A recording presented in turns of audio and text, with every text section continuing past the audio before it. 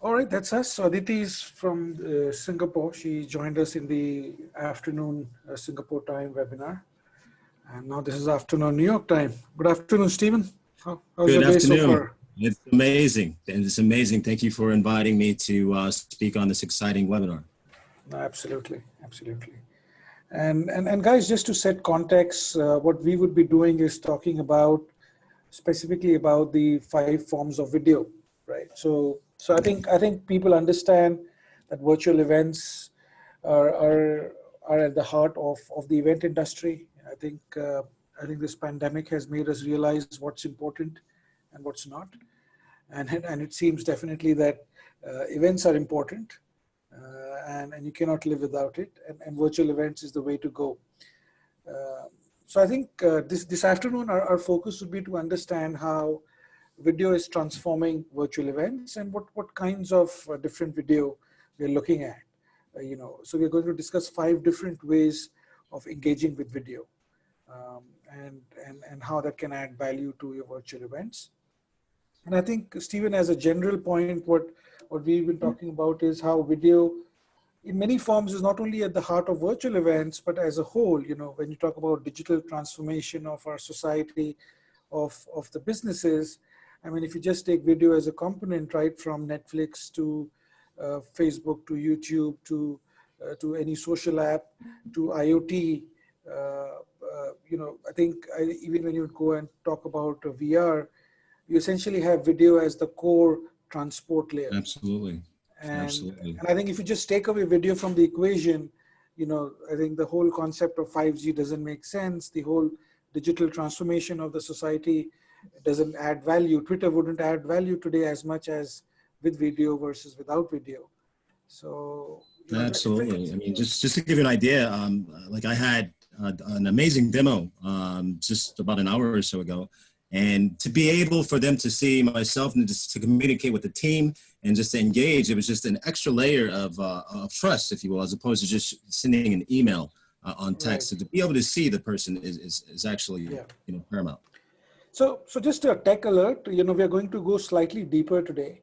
And we're not going to go about and talk about the general benefits of virtual events, but we're slightly going to go bit. So this is probably the most technical slide you will see. But I think it's for the people who are trying to implement video in their events and for people who are trying to understand how video works. Uh, I'll try and simplify this. This sounds like a lot of words and could be a lot, but let's go one by one. I think some of our attendees in the past have found it useful to understand. So let's go one by one. The first one I think is pretty obvious. I mean, if there are any YouTube users who've seen by clicking on the settings icon, you've often seen the auto 1080p icon, which is essentially the resolution for HD. And then I don't know if you've tried it, but you can actually reduce the resolution to go back to 720, 480, 360. And essentially these are different, you can say, resolution qualities of the video that's streaming, whether it's on demand or streaming live. And why it's important, Stephen, what we've been talking about is how you have an automatic adaptive bitrate. And I think while implementing video, the fact that you need to understand how to implement this as the bitrate needs to adapt, not only based on the bandwidth, but also based on the scenario. So what we've seen, what we've implemented in our products is that, let's say you have a panel discussion, right? Where there are two speakers, and that could kick off on 1080p by default. And as more speakers join in, the window sizes would be smaller, and to prevent, let's say, someone who might be on his mobile device or maybe on a subway or may not be in the optimum bandwidth area. So what we do is based on the number of speakers, it actually automatically goes down to say up to 480p. 480p is still good enough from a webinar conferencing kind of perspective. So it's not just adaptive bitrate based on your bandwidth, but also based on how many live channels you have. Because when you're doing a virtual event, it's rarely just one channel. You could have as much as 15, 16 channels live coming in. So that's like 16 YouTube lives playing at the same time. And And I think that that's one concept that people need to be aware. Of course, most event planners don't need to take care of these things. Companies like ours, we do that. But I think it's good to be aware. Coming to the second point, I think many of our attendees who've tried any form of live streaming, they've probably heard the word RTMP, or they've also heard terms like HLS. Now to simplify, this is an entire webinar topic on its own, but essentially, if you have a live source, whether it's a game going on, or whether it's a file you're trying to live stream, or whether it's a camera, for example, right now, that's taking our videos and streaming to each device, essentially you need a protocol to stream data from your device to a streaming server. So the common protocols are used today, RTMP, HLS, RTMP being slightly more popular at the moment. And it's the older protocol, actually. It's actually the one that was used with Adobe and the Adobe Flash, if you remember those days, which of course, Mr. Jobs, with one email, he destroyed that part of the business from Adobe. If you remember, when in 2008, 2009. But yeah, this is, I know this might be a little more technical for some of our attendees, but I think it's important to understand these basic terms, especially when you're trying to configure, because you do come across these settings. The second part is server to device, right? So of course you've got, let's say you're getting the video stream up to the server from whichever source. It could be a home camera, it could be a professional camera setup, doesn't matter. But you've got the feed coming into your server, and now it needs to go to each mobile device, each browser, etc. And the only two protocols relevant today are actually, Stephen, is HLS or MPEG-. And HLS is actually something that Apple made popular, whereas MPEG- is more of a Google play. But MPEG- doesn't work very well on especially mobile devices, strangely enough, at the moment. So HLS is really the protocol to stream on browsers today. Just to give you context, when Flash was around, it was actually RTMP all the way through. So from source to server and server to your Flash client, it was the RTMP protocol, handling the whole stream. But now RTMP is only from source to server, but from server to device, it's usually HLS, and that's what we use as well. The best part is it works great both on mobile devices, as well as supported on Android, iOS, tablets, as well as most browsers. So again, apologize if it's sounding very technical to a lot of people, but just to get it out of the way. And as I said, this is the most tech slide you will see, and we'll straight away go to use cases after this. And the last one, I think you encounter these terms like S.264 and AAC. Now, again, to simplify what these kind of things mean is that if you're trying to live stream from a camera or from any device, the feed cannot land up as an MP4 and an MOV file, right? They have to be encoded in a format which is called H.264, and even there's a modern one for 265 for video and AAC for audio. So just think of it as a packager, and then it runs on top of these protocols what we're talking about. So I know this is, I was told that this might get too technical, but I think based on the feedback before, I think we get a mixed crowd of people who are fairly semi-technical, and they understand, and I'm happy to take questions later on if sort of these things resonate. So that's it. So the good part is coming now. Okay. So Stephen, so which ones have you worked with from these? The 5 different video types of virtual events. So just to kind of walk you through these 5 different ways of interactive activities, in the virtual platform arena, such as events. I mean, so the on-demand video, this is really cool because the on-demand video, this gives you an opportunity as an event planner to essentially, pre-record, the video, adding all the bells and whistles, like if you want to add some cool graphics across the screen, so you can pre-record the video. And then when you're going into the session, you have the ability to watch the video. And the beauty is you can actually pose this on-demand video as a live video as well. So, Yeah, which is you the know, point I two. actually Yeah. demonstrated this. Yeah, I actually demonstrated this, you know, just leading into point two, demonstrated this, you know, on the demo today. So the on-demand video, so as a user experience, you know, I can just walk through, cruise in the lobby, and at my own discretion, at my own leisure, you know, I can just, you know, pick, you know, drop in and watch the video whenever at my own discretion.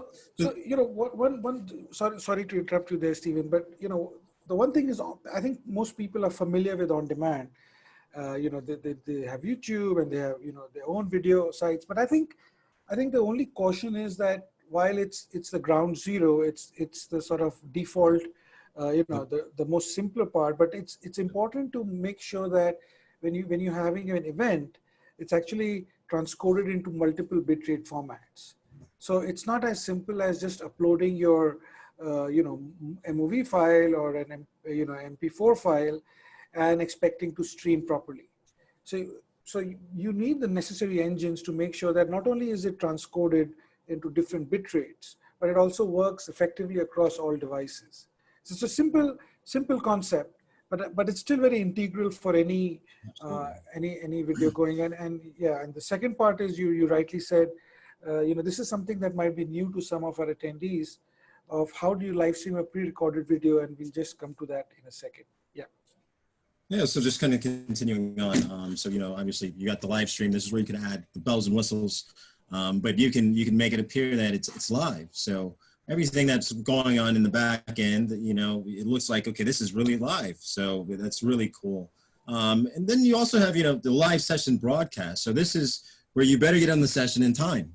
Just like in real life, like if you don't want to walk late into a session. So when you see a live session, and there's also respective icons that let you know that there's a live session, there's, you know, live stream, pre-recorded video, and on demand. But the live session, it starts at that scheduled time. And then when you enter the live session, you know, you can begin interacting in real time.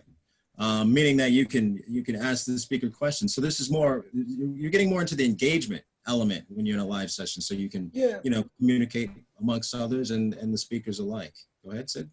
No, I was just saying, so this part, the point number 3 is actually very similar to the experience right now, you know, a classic webinar kind of feel.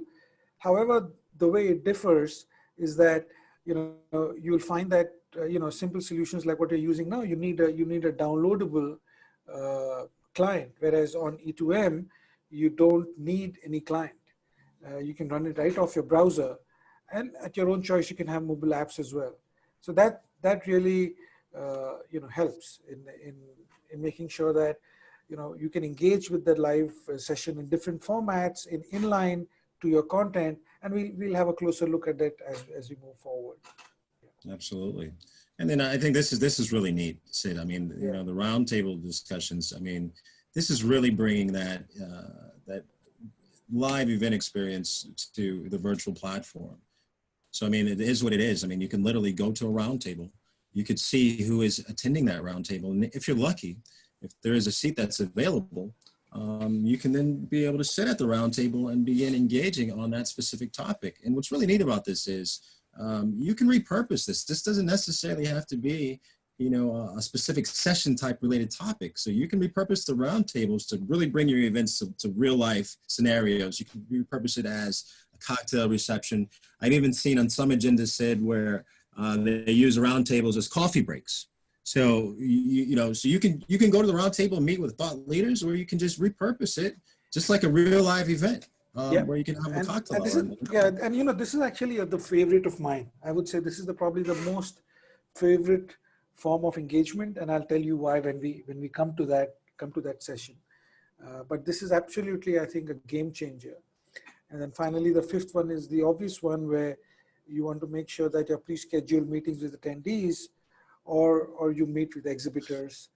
Yeah, and then this one is my personal favorite, Sid, because, you know, just from an exhibitor's perspective, I mean, if you go to, like, say, other streaming platforms, you really can't showcase, you know, who you are. You're just in a little square, and, you know, with the one-on-one video calls, you can meet directly with the exhibitor, and you can even request a callback as well with the exhibitor. So I think it's really neat from an ROI perspective. So let's dive in, and we'll discuss different technical elements and implementation elements of these. And just to set a perspective, we have roughly a 30-minute sort of a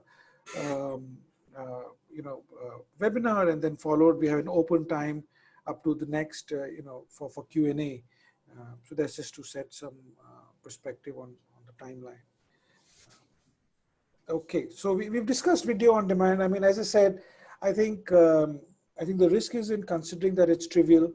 If you ever try to implement on demand in terms of making sure it syncs from your media library and works effectively, whether you're an exhibitor or whether you're trying to attach it to your sessions, it's really important to get it right, especially when you're trying to have pre-recorded videos of your sessions. So, one common use is, other than exhibitor collateral, is also that you have your sessions recorded and played back after. And again, adding things like paywall around it so that you can charge for your content if you like.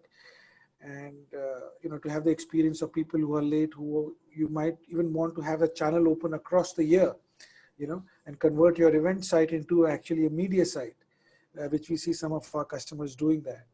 So on demand, while it's common, it's important to get it right. Okay, so this is what I think, this is something that a lot of people have probably experienced it, but they've not realized that they're doing it. And this is slightly different than putting your camera onto a sports field or onto a physical actual event. Now, you guys must be seeing a lot of these events happening on Facebook, from charity events to rock concerts that have been curated from different artists. And that they're not performing really live, because, you might have Elton John somewhere, and you might have, some other rock star somewhere, and they're just performing in sync, and that it's not possible for them to be performing at that time. However, it's streamed live. And so it's really important. And why it's really important is, we'll show you in comparison, is that this is actually a pre-recorded video. So it's just a video file. It could be an MOV file, it could be an MP4 file, and then it's transcoded to stream like as if it was live. Now the fact is that the difference is that it only runs from the time it's scheduled, to its length, which means that if you join the stream 10 minutes later, you don't start from the beginning. You just start from the point where the stream is at the end of 10 minutes. And we'll just come to the fact that why it's important to use this in your virtual events. And of course, you can, other than your own event app or website, if you have a consumer-facing event, say Comic-Con or something like that, and you want certain sessions to, go live on YouTube or Facebook, then our streaming servers do the parallel live as well. So really important. And what we're finding is that almost every second event that we're doing, we're finding people using the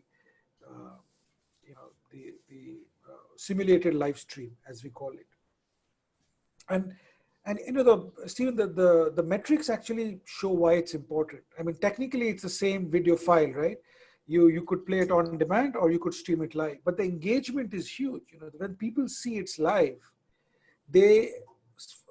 it might be something from a psychology perspective, they are more attracted to the fact that it's live. They don't want to miss out.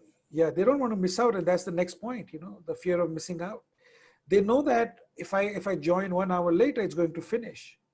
So they make sure that, so one of the key aspects of any event is that you need to get a bunch of people together at the same time to drive in energy, to drive engagement. Energy, of course, because when you're together, there is a form of energy exchange, but also to drive engagement. And if you have to drive engagement, you need people to be either virtually or in real at the same time.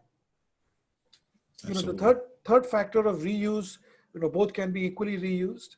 But again, if you see your browsing habits on Facebook, if you see an on-demand video, but it says that it was live 8 hours ago, you want to know what happened 8 hours ago. So again, there is this whole element of reuse. And of course, there's no competition on the wow factor. The metrics are absolutely off the charts. If a video is saying it's live, it just holds a special place for the attendees versus on demand. Yeah, I agree. Feels like you're part of something. Absolutely. Any experience, Stephen? Have you been? Yeah. So recently? Yeah.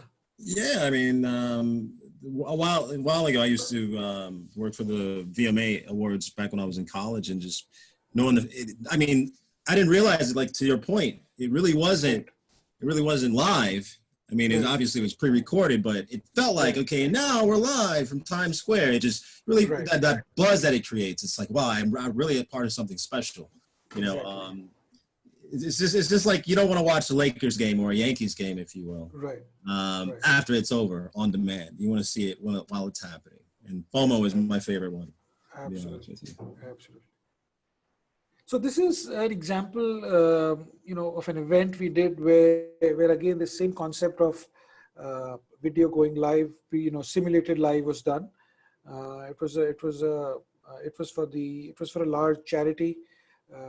We of course cannot disclose a lot of details on from a confidentiality point of view, but you can see that other than having the video live, there was a running stream of photo wall that went below, as well as a text to pledge, which you could switch.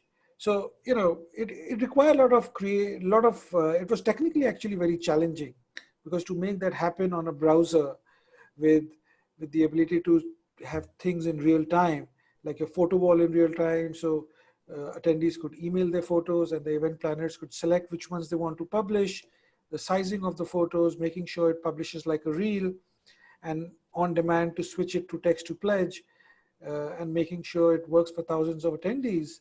It is a technical challenge, and of course our job is to simplify that challenge. This is one example of simulated live. And of course this, Stephen, this is, I think people understand live session. I'm not going to spend too much time, considering that we want to spend more time in questions, but this is something that people are familiar. Of course, the benefit of having you need to make sure that if it's your virtual event site, you cannot afford to have ask people to download things. It has to run on your browser. So that's really key. So this is an example where how it might look like, and the best part is the way you see a news feed in CBS or ABC or Fox, where literally you have your own branding, right? And this is like a branding that's being used. So like a regular web page, you can actually skin your video experience. You could have it any which way, and that's again very important from a virtual event perspective. How do you want the video experience to happen? And as you can see, this is a full-fledged webinar front end, but it's happening on the browser. Very cool stuff. And this is what I said, and I'll tell you why it's my favorite, Stephen. And the reason it's my favorite is that most of the video calls that you do, it's actually with people most of the time. That's the general behavior. Yeah. I was gonna say, Sid, I know from experience this is your personal favorite, because when we go to live events, Yeah. this is where you can find Sid. He's at these roundtables, networking, Right. peeking in. Sometimes, and what's really interesting about this, Sid, is Yeah. sometimes you don't sit down. Sometimes you may, peruse over and just kind of listen in with not even saying anything, just to see if you're interested. And that's what's really cool about these roundtables too, is you can be a spectator. You don't have to sit down if you don't feel comfortable. I mean, people who've not experienced this, it's really it's exciting to see that there's somebody on that table who's interested, who's discussing about a topic that I care about. I can see his profile before I join the table. And then in a moment, I am having a video chat with someone that I don't know. And that fact is actually the most exciting about it, because when you are having a one-to-one call or when you have a webinar, you exactly know whom you're going to be talking to. When you're having a Google Meet, you know that it's your colleagues on the other line. But this is really powerful. And I can tell you the kind of connections we've made, the kind of, engagement that's happened in Roundtable is just off the charts. And I know this is we have a short webinar today, but this is absolutely off the charts, and I would highly recommend that this be core part of most virtual event strategies. Absolutely. Yeah. Coming to your favorite, this is my favorite, because I've exhibited a lot of times at events, and there's nothing more pleasant than seeing that face come to your booth Right. looking to learn a little bit more about what you do. So Right. to have this Right. in a virtual platform, to actually have, attendees come up to me, Right. want to know information. I mean, I think that's just beautiful. Yeah. Absolutely. And it's amazing. Absolutely. Absolutely.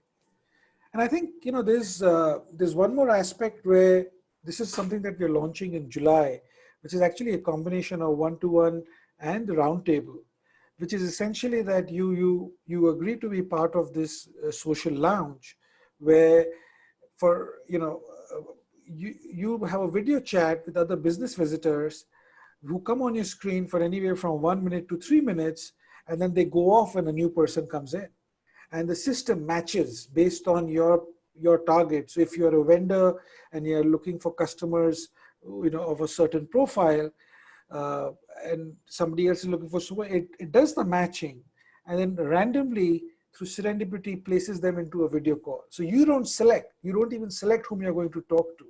Wow. Yeah, so this is really cool. It's relevant to certain kinds of events, but How do they apply this to the real world? There's so many times when you go to an event and it's like, who do I yeah, talk to? I have no idea. But this is placing you to the best match who you could potentially meet. I mean, this yeah, is paramount. yeah. This Very, is this this is something that you don't even experience in real events, no. because the fact is that in a real event, as you know better, then only certain kinds of people get to meet new people, and that could be at the most 5 or 6 new connections, right? And those people are the people who have sort of the gift of the gab, if you like, right? Yep. They can go and talk, they can walk to lunch tables, they can be Yep. say hello to anybody and everybody Yep. on the coffee. But you know that there are a lot of shy people around as well, right? There are. People. There are. There are. And They just need that little push. yeah, and this, so while roundtable, you have to take the initiative to go and join a table. This is like you just have to be in the lounge and people will come, and then you talk to them for anywhere from 1 to 3 minutes, so that your time is utilized very effectively. So let's say you are in a telecom. So we did this big, large energy show, and let's say you are in this energy and telecom show, right? And you are a big telco, and you're looking for vendors for your 5G rollout, right? And you only want to see vendors of 5G equipment, 5G fiber optics, 5G antennas, 5G services. And to meet, for example, 10 people over 30 minutes and get their business cards and have a quick hello and say that we'll talk later, that's immense. That's Oh, immense. I mean, I wish we could apply this to the real world scenario, because there's been times where our exhibit booth positioning, we just don't get the traffic. Yeah. But to have this opportunity, I mean, like I said, Yeah. I mean, this is incredible. So yeah, we're really proud of this one. And of course, this was led by some of our customers who were insisting that they wanted a hybrid of the roundtable and one-to-one. So we are doing that, and it's going to launch in July, this part. So, I want to just, this is all the sales stuff. We need to put that in, right, Stephen?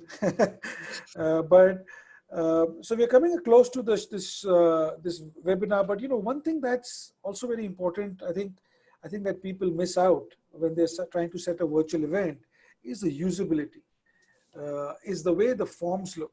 Even simple things like the registration form. I mean, how many times have you looked at a registration form, Stephen, and felt wow? When did you say wow on seeing a reg form? Not too often, right? It's really interesting you said this, and this is not even being salesy. Well, this is literally verbatim from the last demo that I just did.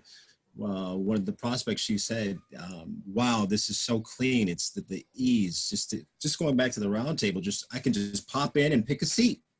Yeah. That's how we want to do it. We want it to be seamless and easy. We don't, because there are people who can be challenged in terms of how to get into video and so forth. So you're absolutely right. And the fact is that the event, as most event planners know, is an experience, and that's why it's not just a tool.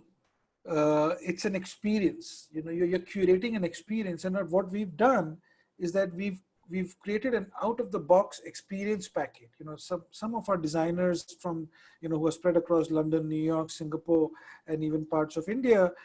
We've been working on. You will be amazed when you see them debate over pixels. Whether it should be 1 millimeter here and 1 millimeter there. What's the color of the agenda sheet, for example? And if you know the one large charity that we worked with last month, and the fact that what happens when you do a cancel or a submit, whether it's a confetti that comes out, or whether it's, it's not just thank you for submitting your form.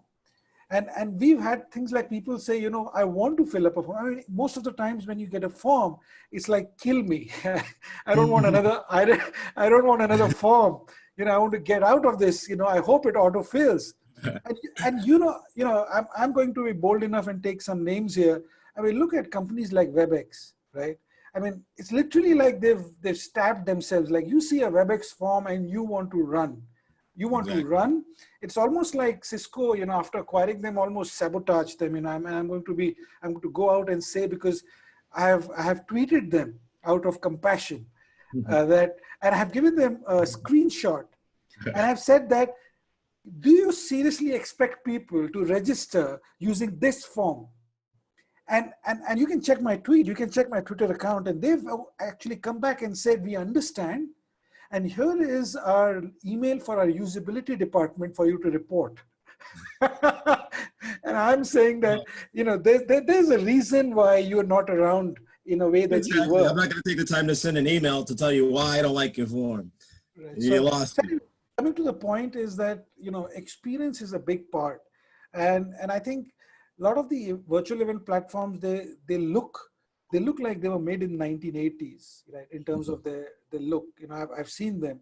And I think, other than the fact that it has to be video first, we are really looking at something where it's, experience first. You're really looking at the experience where you say, wow, many times during your experience. So while you need those servers to make sure it streams and it scales horizontally, you also want to make sure that people say, wow, that was an experience. So I think that's a quick thing, and I think we have a few questions, Stephen. Can you see them on your screen, or? Yeah, let me just pull it up here. So it looks like we got first question from Steve Lasky. Okay. This is supposed to be a webinar on how to hold virtual events. So okay, looks like you got everything answered here. Are you guys, so this is from Uzair. This is a very good question. Are you guys a mobile event app, or do you offer these streaming and meeting components as a white label service that others can use and integrate into their own experiences? That's a very good question. So just to be clear, this experience that you're seeing here now is purposed for your desktop. But, if need be, we do offer, native apps for iOS and Android as well, giving you the ability to utilize, the platform that we're using, which is Agora. And you pretty much can brand the event exactly to the way you want it in terms of, where do you want a photo wall? Where do you want the look and feel to be? What do you want the virtual lobby to look like? Yeah, no, that's a good point, Stephen. So just to add to that, the default experience is, of course, on our website, and you will see from the CMS that you can, without any designer help, you can actually design and place the objects. However, we do offer you iframe and the object code. So, we keep getting these requests where they want to embed, for example, just a round table within an existing CMS, or they want to embed a live stream within an alternate media platform that they have. And that's entirely possible, including the authentication. That's something that we offer to our enterprise customers, so that they can use the objects from E2M and place them in different parts. So as an example, you could have it within Salesforce, right? You're having all your employees logging into Salesforce, and you want an employee town hall within Salesforce. It's possible using the Lightning components to embed within Salesforce. However, when you talk about a public event, of course, the recommended way is that you have your own URL and people log in, and it's so customizable that yes, it is entirely branded to the event branding. Yeah. So it looks like Raquel has a very great question, kind of piggybacking off one of my favorite features, which is the virtual booth for an exhibitor. Right.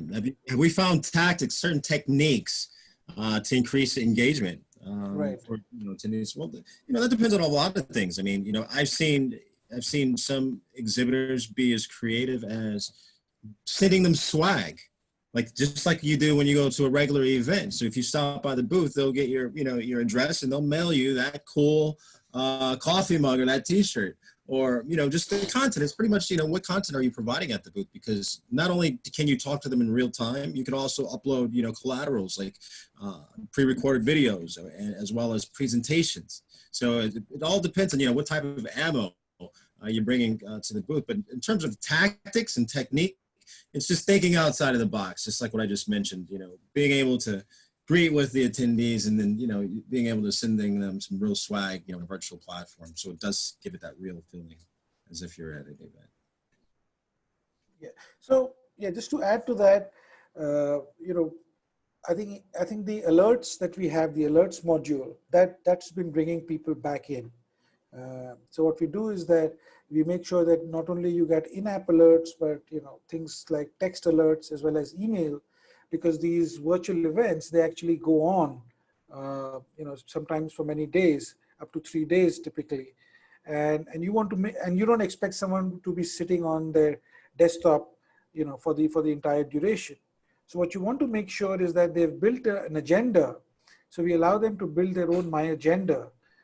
If you have multiple tracks and multiple sessions, and then make sure they come back. So the alerts have been getting them back in.